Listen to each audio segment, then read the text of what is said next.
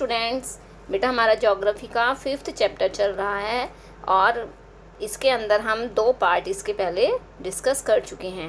तो 5th chapter है minerals and energy resources. तो इसके अंदर बेटा हमने 2 पार्ट डिस्कस कर लिए हैं। दोनों पार्ट के अंदर मैंने आपको जो इम्पोर्टेंट सारे पॉइंट्स थे वो मैंने आपको बताए हैं। उनको अच्छे से देखना ताकि आपको सारी वीडियो पूरा चैप्टर अच्छे से समझ में आ सके।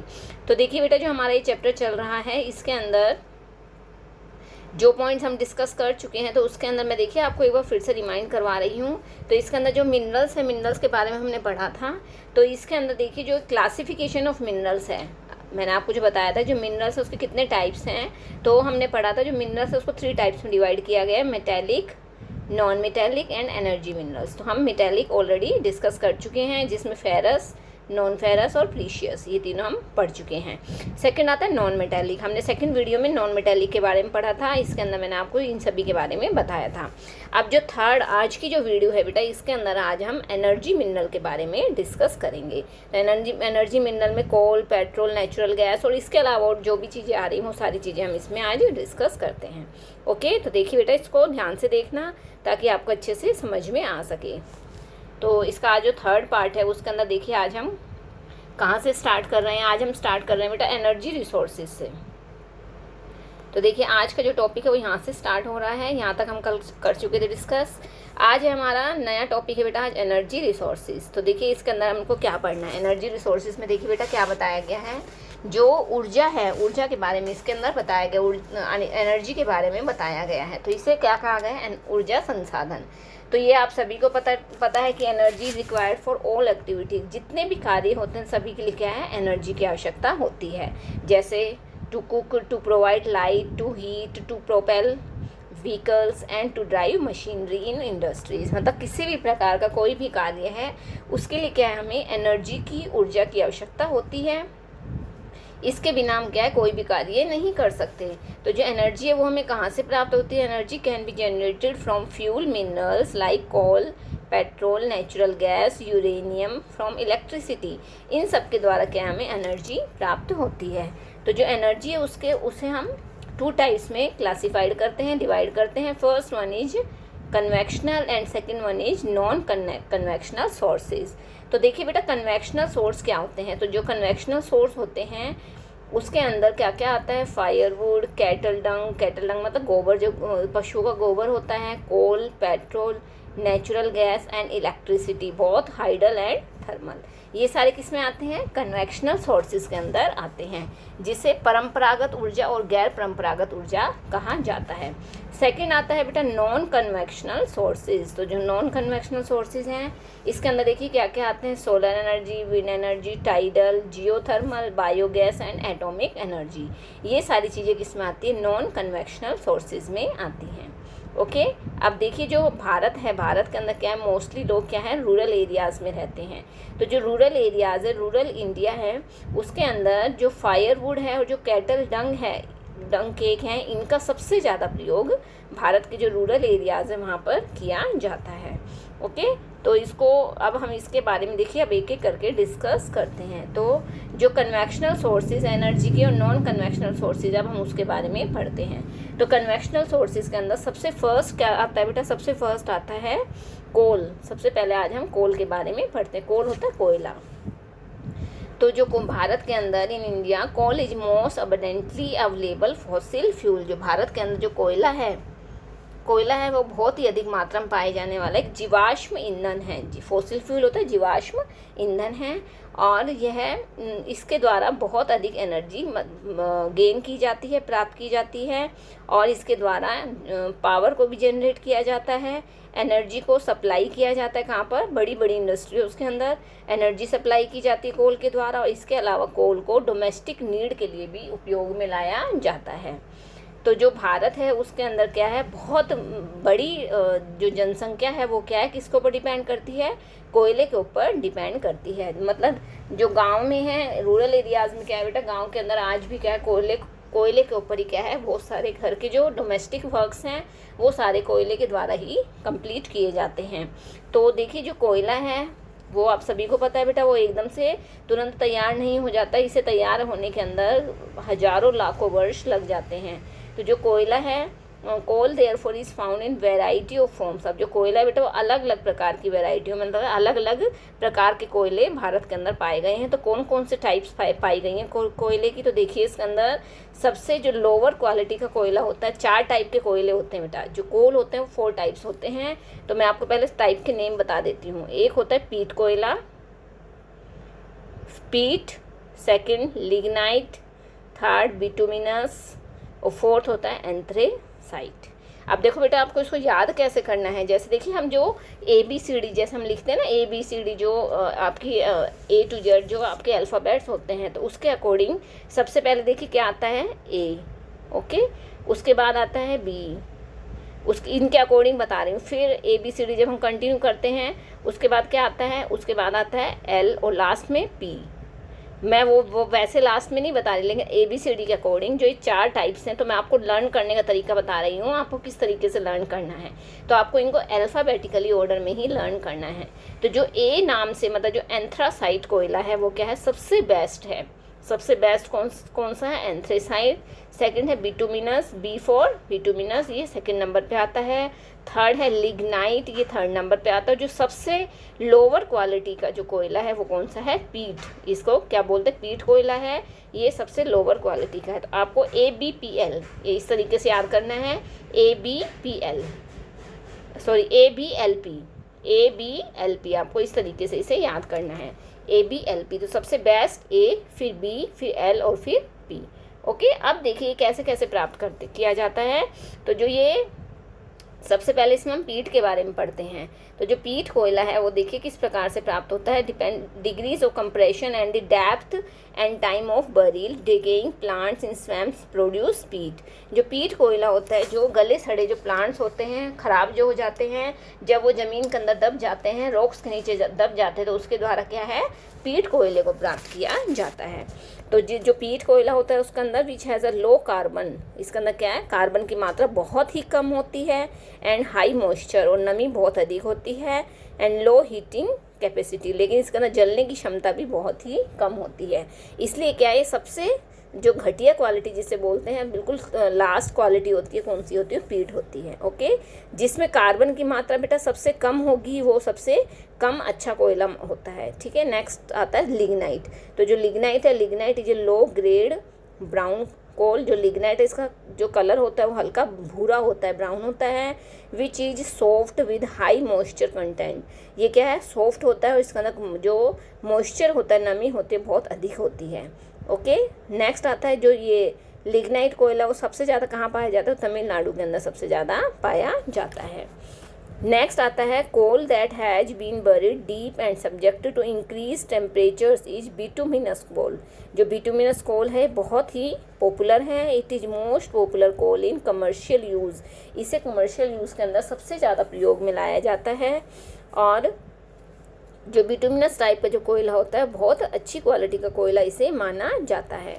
इसे जो ये फॉर स्मेल्टिंग आयरन, जो लोहे को गलाने के लिए जो ब्लास्ट फर्नेसेस होती हैं, उसके अंदर क्या है, बिटुमिनस कोयले को ही प्रयोग में लाया जाता है। और लास्ट होता है बेटा एंथ्रेसाइट। एंथ्रेसाइट होता है सबसे उत्तम क्वालिटी, सबसे जो बेस्ट कोयला होता है वो होता है एंथ्रेसाइट का। ये हाई क्वालिटी का कोयला होता है, हार्ड होता है, ये हार्ड होता है, इसके अंदर कार्बन की मात्रा बहुत अधिक होती है, लगभग 95% इसके अंदर क्या है, कार्बन की मात्रा होती है। तो जो एंथ्रेसाइट कोयला है वो सबसे उत्तम क्वालिटी का है, पीट कोयला सबसे लोअर क्वालिटी का है, ओके। अब देखिए बेटा जो भारत है, भारत के अंदर जो कोयला है, जो रॉक्स हैं उनकी सीरीज़ के अकॉर्डिंग, जियोलॉजिकल एज के अकॉर्डिंग जो कोयला है वो दो युगों के अंदर, मतलब 2 एज के ग्रुप के अंदर बांटा गया है इसे। तो कौन कौन से, एक तो आता है गोंडवाना एज का है, जो लगभग आज से 200 मिलियन ईयर्स पुराना है। और दूसरा होता है टर्टियरी एज, जो एज होता है उसके अंदर आज से लगभग जो 55 मिलियन ईयर्स जो ओल्ड है, वो किस में आता है, टर्टियरी में आता है। और 200 मिलियन जो ईयर्स ओल्ड है वो किस में आता है, गोंडवाना में आता है। ये 2 इंपॉर्टेंट थे, इसलिए मैंने आपको बताए हैं। तो जो गोंडवाना जो कोयला है, जो गोंडवाना युग का एज का जो कोयला है, वो कहाँ कहाँ पर पाया गया है भारत में, दामोदर वैली के अंदर, जो किस में आती है, वेस्ट बंगाल। आगे देखिए बेटा, झारखंड, झरिया, रानीगंज, बोकारो, ये इन सारे एरियाज़ के अंदर ये पाया गया है। ओके, और नदियों में देखिए गोदावरी, महानदी, सोन और वर्धा जो घाटियाँ हैं इनकी यहाँ पर भी क्या है, ये कोयला बहुत अधिक मात्रा में पाया जाता है। और जो कौन सा गोंडवाना और जो टर्टियरी जो एज ग्रुप है उसका जो कोयला वो कहाँ पे पाया गया है, मेघालय, आसाम, अरुणाचल प्रदेश और नागालैंड। ओके, तो ये था बेटा किसके बारे में, कोयले के बारे में जो इम्पोर्टेंट पॉइंट्स थे वो मैंने आपको बताए हैं। अब नेक्स्ट पॉइंट पे अब हम चलते हैं। नेक्स्ट हमारा पॉइंट आता है पेट्रोलियम। सेकंड जो हमारा आता है वो क्या आता है बेटा, पेट्रोलियम। तो देखिए जैसा कोयले के बारे में हमने पढ़ा है ऐसे ही अब हम पेट्रोल के बारे में डिस्कस करते हैं। तो पेट्रोल के बारे में देखिए, तो जो पेट्रोल है, पेट्रोल और मिनरल ऑयल, सेकंड पॉइंट क्या आता है बेटा, पेट्रोलियम। पेट्रोलियम और mineral oil is the next major energy source in India after coal. Coal के बाद जो सेकंड नंबर आता है वो किसका आता है, पेट्रोल का आता है, जिसका हमारे भारत के अंदर बहुत बड़ी मात्रा में प्रयोग किया जाता है। It provide fuel for heat and lighting, lubricants for machinery and raw materials for a number of manufacturing industries। तो देखिए जो पेट्रोल है उसको कहाँ कहाँ पे यूज़ करते हैं, इसके द्वारा हीट एंड लाइटिंग प्राप्त होती है। मशीनों के अंदर जो लुब्रिकेंट यानी कि जो उसे फ्लेक्सिबल बनाया जाता है वो भी किसके द्वारा, पेट्रोल के द्वारा। रॉ मटेरियल्स मतलब कोई भी व्हीकल देख लीजिए बेटा, बिना पेट्रोल के क्या है, कोई भी व्हीकल नहीं चलता है। पेट्रोल डीजल उन दोनों मतलब किसी में से भी इस एक ही चीज़ की ज़रूरत होती है। एंड इसके अलावा मैन्युफैक्चरिंग इंडस्ट्रीज, जो बड़ी बड़ी मैन्युफैक्चरिंग इंडस्ट्रीज होती हैं उसके अंदर भी क्या है, पेट्रोल को यूज़ किया जाता है, क्योंकि उसके अंदर बड़ी बड़ी मशीनें होती हैं और मशीनों को चलाने के लिए पेट्रोल यूज़ किया जाता है। Okay, and most of the petrol occurrence in India. अब जो भारत के अंदर जो पेट्रोल है वो देखिए कहाँ कहाँ पर पाया गया है।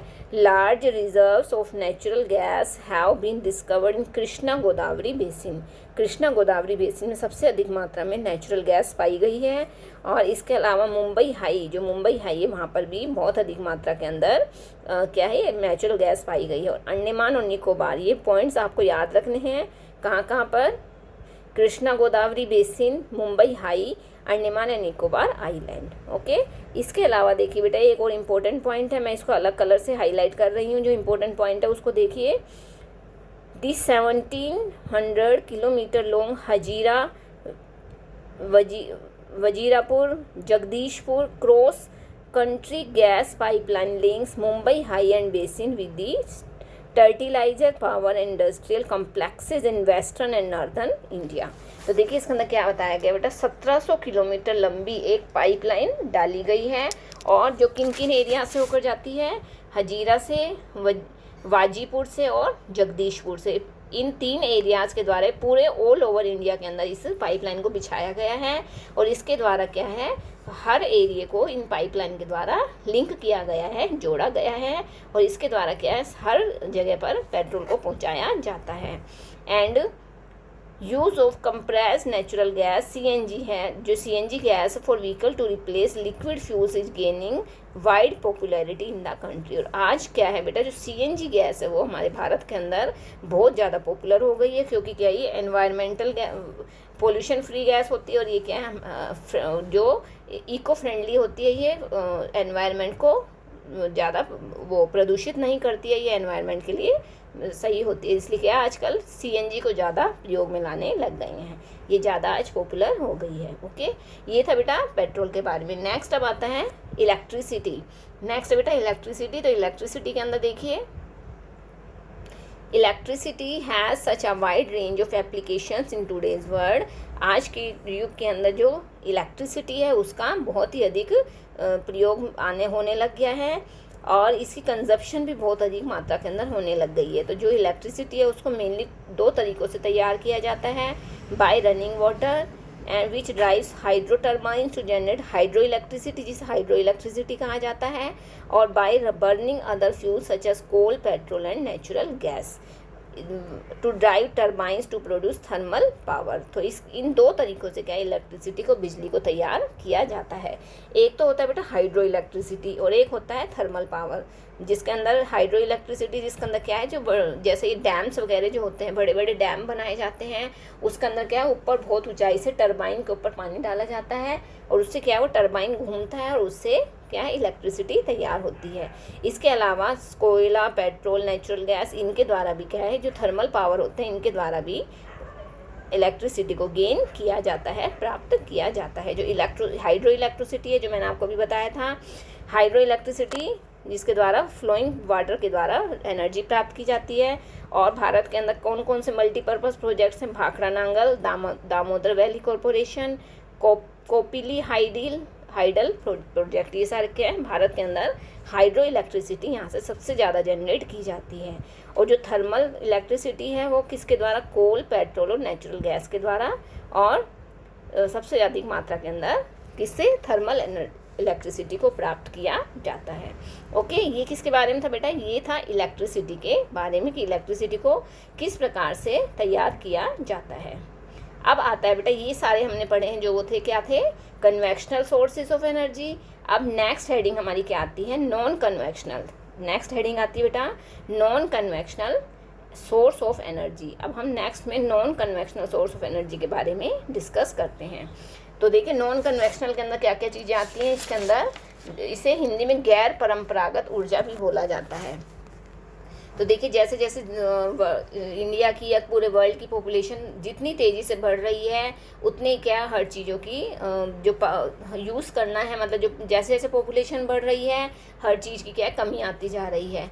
तो इस कमी को पूरा करने के लिए, क्योंकि जो हमने अभी कन्वेक्शनल सोर्सेज ऑफ एनर्जी पढ़े थे, ये क्या है बेटा, इनको तैयार करने में हज़ारों लाखों वर्ष लग जाते हैं। ये एकदम से तैयार नहीं होती है, और अगर हम इन्हें रेकलेसली बुरी तरह से यूज़ करते रहेंगे तो क्या है, ये एक समय ऐसा आएगा जब ये सारी चीज़ें बिल्कुल ख़त्म हो जाएंगी। तो इसके लिए हमें क्या है, अदर अल्टरनेट देखना होगा। तो अदर अल्टरनेट में क्या आता है, नॉन कन्वेक्शनल सोर्सेज आते हैं। तो नॉन कन्वेक्शनल में क्या क्या चीज़ें आती है, जिसके अंदर क्या आता है बेटा, देखिए इसमें solar energy, wind energy, tide energy, biomass energy and from waste material, इन सभी को क्या कहा जाता है, इन सभी को नॉन कन्वेक्शनल एनर्जी सोर्सेज कहा जाता है।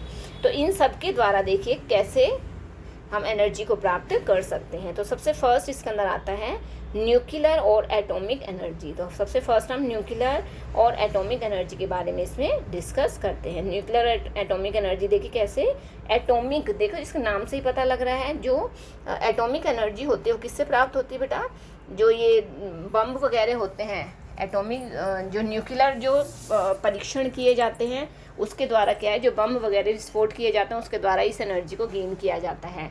तो it is obtained by alerting the structure of atoms. जो एटम बम को जब उनको विस्फोट किया जाता है तो उससे जो गर्मी निकलती है, एनर्जी निकलती है, उसके द्वारा क्या है, इस एनर्जी को तैयार किया जाता है। और जिसके अंदर यूरेनियम और thorium which are available in Jharkhand and Aravalli hills of Rajasthan used for generating atomic और न्यूक्लियर पावर। इन दो एरियाज़ के अंदर क्या है, सबसे अधिक मात्रा के अंदर न्यूक्लियर एनर्जी तैयार की जाती है। इसके अलावा monazite Sands of Kerala is also rich in thorium. और केरला के अंदर भी क्या है, थोरियम की मात्रा बहुत अधिक पाई जाती है। ओके, ये था बेटा न्यूक्लियर या एटॉमिक एनर्जी, जो किससे, एटम्स के द्वारा तैयार की जाती है। नेक्स्ट आता है, सेकंड पॉइंट आता है सोलर एनर्जी। सेकंड पॉइंट में देखिए, सेकंड पॉइंट क्या है बेटा, सोलर एनर्जी। सोलर यानी कि सूर्य से प्राप्त होने वाली ऊर्जा। अब सूर्य को तो आप सभी को पता है बेटा, वो तो इतने महान हैं, हम सभी के ऊपर इतनी तेज अपनी रोशनी देते हैं, हीट देते हैं। तो अगर हम उसकी हीट को थोड़ा सा यूज़ कर ले तो क्या है, वो हमारे लिए भी और बाकी सभी के लिए भी बहुत ज़्यादा लाभदायी होगा।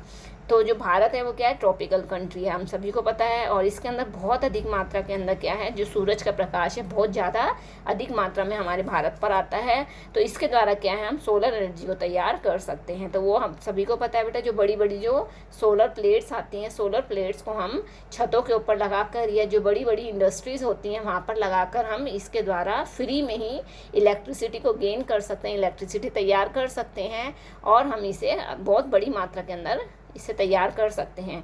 इसके अलावा जो रूरल एरियाज़ होते हैं वहाँ पर क्या है, फायरवुड के द्वारा और काव का जो डंग होता है उसके द्वारा भी क्या है, इलेक्ट्रिसिटी तैयार की जाती है। उससे क्या है, एनवायरनमेंट को हम ज़्यादा बिना नुकसान पहुँचाए के हम उसके द्वारा एनर्जी को प्राप्त कर सकते हैं। ओके, आगे देखिए बेटा, इसमें क्या एग्जाम्पल दिया गया है। क्या एग्जाम्पल दिया गया, देखिए आपको ये पिक्चर भी दिखाई गई है, solar operated electronic milk testing equipment. ये देखिए बेटा आपको पिक्चर में दिखाई दे रहा है, इसमें देखिए क्या दिखा रखा है, ये जो आपको दिखाई दे रहा है बड़ा सारा बॉक्स, ये क्या है, ये देखिए ऊपर ये ऊपर सोलर प्लेट लगाई गई। तो इसके द्वारा क्या है, बहुत पूरा ये एक रूम टाइप में, और इसके अंदर क्या है बेटा, दूध की टेस्टिंग होती है। तो ये दूध, इसको टोटली क्या है, ये सोलर से चलता है ये यहाँ पर, और कोई इलेक्ट्रिसिटी नहीं है, और सोलर के द्वारा क्या है, दूध की यहाँ पर टेस्टिंग की जाती है कि उसमें किस प्रकार की कोई दिक्कत तो नहीं है। तो ये इस प्रकार से हम सोलर एनर्जी के द्वारा हम बहुत सारे कार्यों को सोल्व कर सकते हैं। नेक्स्ट आता है बेटा विंड एनर्जी या विंड पावर भी जिसे कहा जाता है। विंड एनर्जी में देखिए नेक्स्ट पॉइंट है विंड एनर्जी। तो India has great potential of wind power. Wind होता है जो हवाएं चलती हैं, तो हवाओं के द्वारा भी क्या है, पवन, जिसे पवन कहा जाता है, पवन ऊर्जा, इसे हिंदी में पवन ऊर्जा कहा जाता है। तो जो अगर आप लोगों ने कभी पवन चक्की देखी हो तो बेटा पवन चक्की के द्वारा वहाँ भी क्या होता है, जहाँ पर जो खुले एरियाज होते हैं वहाँ पर क्या है, पवन चक्की लगा दी जाती है। और जब बहुत तेज़ी से हवा चलती है तो क्या है, पवन चक्की की जो पंखड़ियाँ होती हैं वो बहुत तेज़ी से घूमती हैं, इसके जो टरबाइंस होते हैं बहुत तेज़ी से घूमते हैं, और बहुत तेज़ी से घूमने की वजह से इसके साथ क्या है, वायर्स लगाई जाती हैं, उस वायर्स के द्वारा क्या है वो एनर्जी तैयार होती है, और उस एनर्जी को क्या है आगे डोमेस्टिक कार्यों के लिए इसे यूज़ किया जाता है। तो इसके द्वारा भी क्या है, मतलब इसमें बिल्कुल फ्री ऑफ कॉस्ट ये हमें, जब तेज़ हवा चलती है तो नेचुरल तरीके से क्या हम इस एनर्जी को गेन कर सकते हैं, इस एनर्जी को प्राप्त कर सकते हैं, और जो इको फ्रेंडली भी होती है। तो ये इसके लिए देखिए कहाँ पर ये पावर, ये जो आपके पवन चक्की है वो कहाँ पर लगाई गई है। तो इसमें देखिए largest wind farm cluster is located in Tamil Nadu के अंदर फ्रॉम नागरकोइल टू मदुरई, और इसके अलावा आंध्र प्रदेश, कर्नाटका, गुजरात, केरला, महाराष्ट्र और लक्षद्वीप। यहाँ पर भी क्या बड़े बड़े विंड फार्म्स लगाए गए हैं जिसके अंदर से बिजली को तैयार किया जाता है। यहाँ पर क्या है, बहुत तेज़ी से जब हवा चलती है, देखिए ये इस प्रकार से होती है बेटा, विंड मिल्स जिसे कहा जाता है, और इसको खुले एरिया के अंदर लगाया जाता है। जब बहुत तेज़ हवा चलती है तो बहुत तेज़ी से घूमती हैं। ये जो दिखाई दे रही है बेटा, ये देखिए इसकी जो विंग्स हैं बहुत तेज़ी से घूमती है। तेज़ी से घूमने की वजह से इनके साथ वायर लगाए हुए होते हैं, वायर को अटैच करके यहाँ पर एक खंभा होता है, उस खंभे के साथ इसको बांध देते हैं, और इससे क्या है एनर्जी को तैयार किया जाता है, इलेक्ट्रिसिटी से तैयार होती है। तो इसे विंड एनर्जी कहा जाता है। ओके, नेक्स्ट आता है बेटा बायोगैस। देखिए बायोगैस बहुत ही इंपॉर्टेंट है, बायो एनर्जी जो होती है। तो इसको देखिए कैसे तैयार किया जाता है, मैं आपको इसको नॉर्मल वर्ड्स में समझा रही हूँ। गाँव के अंदर बेटा क्या होता है, गाँव के अंदर जो काऊ का डंग होता है जिसे गोबर कहा जाता है, उसको क्या इकट्ठा कर लिया जाता है, उसको एक बहुत बड़े बर्तन के अंदर इकट्ठा कर लिया जाता है, या बर्तन नहीं होते हैं तो क्या करते हैं, ज़मीन में ही गड्ढा खोद देते हैं, और उसके अंदर क्या है इस गोबर को इकट्ठा करते जाते हैं। तो या घरों का जो वेस्ट होता है, जैसे हम घरों में जो सब्जियां वगैरह होती हैं, फल फ्रूट्स होते हैं जो ख़राब हो जाते हैं, उन सबको लाकर इसके अंदर डाल देते हैं। तो जब क्या है ये सड़ना शुरू हो जाता है तो इसके अंदर से गैस बनती है। तो जो गैस बनती है, गैस बनने की वजह से क्या है वो गैस हल्की होकर ऊपर की तरफ उठती है, और ऊपर इसको क्या है ढक्कन लगाकर उस गैस को इकट्ठा किया जाता है। उसके अंदर से पाइप डाल दिया जाता है, और पाइप के अंदर से वो गैस क्या है बाहर की तरफ आती है, और उसके द्वारा क्या है इलेक्ट्रिसिटी तैयार की जाती है, बिजली तैयार की जाती है। ये बहुत ही सस्ता साधन है, और इसके द्वारा क्या है ये इको फ्रेंडली भी है, इसके द्वारा किसी भी प्रकार का कोई भी लॉस नहीं होता है। इससे भी क्या है बायोगैस जो प्लांट्स होते हैं, बड़े बड़े बायोगैस प्लांट्स, उसके द्वारा बहुत अधिक मात्रा के अंदर एनर्जी को प्राप्त किया जाता है, जिसे गोबर गैस प्लांट भी कहा जाता है। और मोस्टली कहाँ पाया गया है, ये रूरल इंडिया के अंदर ही पाया जाता है।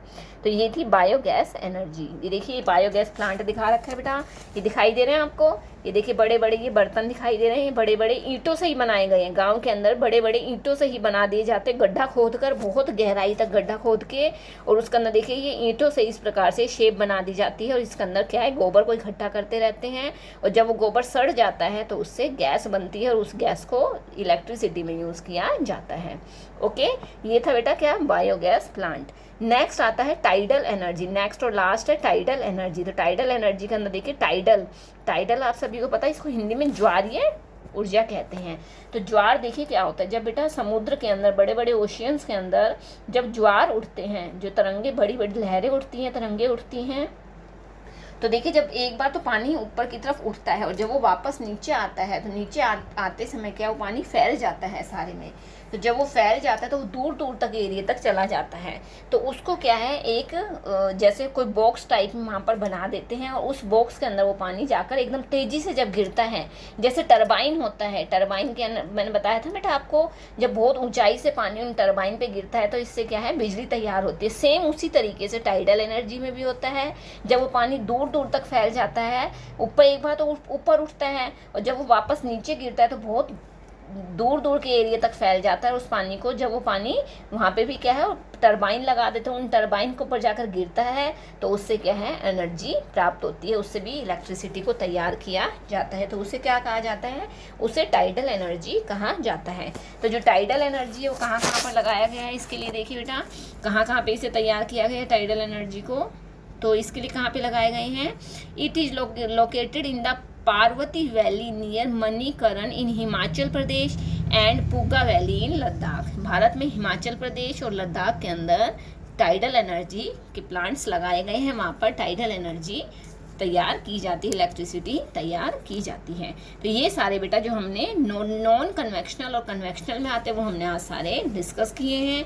बहुत ही इंपॉर्टेंट है, आपको ये सारे पॉइंट्स अच्छे से पढ़ने हैं, अच्छे से देखने हैं और बुक की रीडिंग जरूर करनी है ताकि आपको सारे पॉइंट्स क्लियर हो सकें। अब लास्ट टॉपिक आता है बेटा कंजर्वेशन ऑफ एनर्जी रिसोर्सेज। तो देखिए बेटा जो ये एनर्जी रिसोर्सेज है इन सभी को हमें सेव करना बहुत ज़रूरी है। तो ये क्यों ज़रूरी है, देखिए हर चीज़ की क्या है बेटा एक लिमिट होती है। अगर हम जैसे अब एग्जांपल के लिए अब जैसे हम एग्जांपल की क्या हमारे पास क्या है जो खाने का सामान है वो क्या है हमने एक बार तो हमने बहुत सारा लाकर इकट्ठा करके रख लिया, लेकिन ये थोड़ी हम सारी उम्र उसमें से निकालते रहेंगे खाते रहेंगे निकालते रहेंगे खाते रहेंगे, कभी ख़त्म नहीं होगा। नहीं ऐसा नहीं है, जब तक हम उसके अंदर और नहीं डालेंगे जो हमने स्टॉक किया हुआ है वो भी तो एक दिन ख़त्म होगा। तो सेम उसी तरीके से बताया गया है कि जो एनर्जी रिसोर्सेज हैं अगर हम इसके अंदर सिर्फ निकालते रहेंगे तो क्या ये एक दिन ऐसा आएगा ये खाली हो जाएगा, सब कुछ ख़त्म हो जाएगा।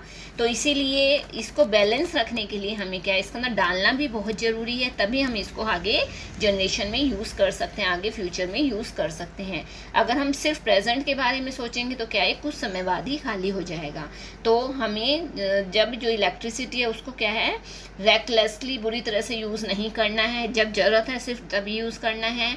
हमें जब इसकी बिजली की इलेक्ट्रिसिटी की जब हमें ज़रूरत नहीं है तो हमें उसे स्विच ऑफ कर देना है ताकि हम एनर्जी को इलेक्ट्रिसिटी को सेव कर सकें। इसी प्रकार से हमारे छोटे छोटे कार्यों से क्या है हम बहुत सारी इलेक्ट्रिसिटी को सेव कर सकते हैं, इलेक्ट्रिसिटी को बचा सकते हैं। और जो ना केवल हमारे लिए बल्कि आगे फ्यूचर के लिए भी बहुत ज़्यादा ज़रूरी है। हम सभी को एनर्जी को इलेक्ट्रिसिटी को सेव करना चाहिए। Energy saved is energy produced, देखिए लाइन कितनी अच्छी कही है बेटा, energy saved is energy produced. अगर आप एनर्जी को बचा लेते हो सेव कर लेते हो इसका मतलब आपने एनर्जी को प्रोड्यूस किया है, तैयार किया है, पैदा किया है।